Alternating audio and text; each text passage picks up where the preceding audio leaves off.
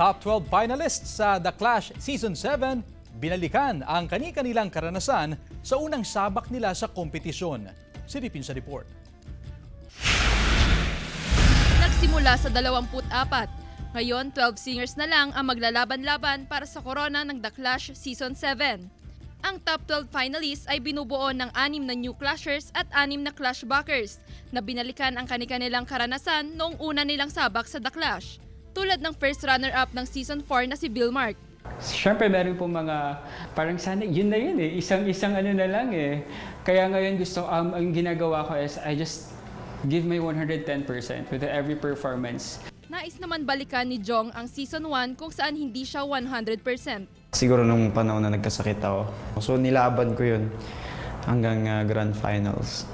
Season 2 naman ang gustong balikan ni Nef Medina. Ang wala sa akin before yung experience na meron ako ngayon. Parang mas ine-aim kong ma-enjoy yung performance. Si Bea naman, nais bumawi sa kanyang maagang exit noong Season 1.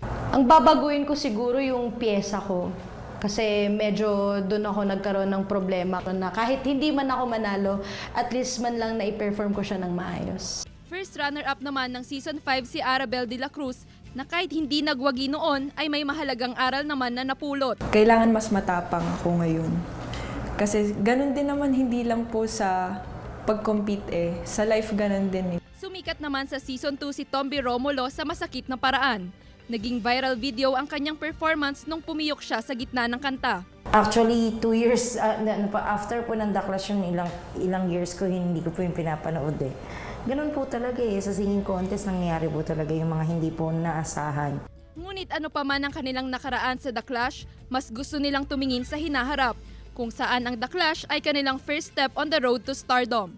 Abangan ang tagisan ng talino at boses ng mga clashbackers at new clashers sa round 2 ng The Clash Season 7 simula July 6. Jewel Fernandez, One North Central Luzon.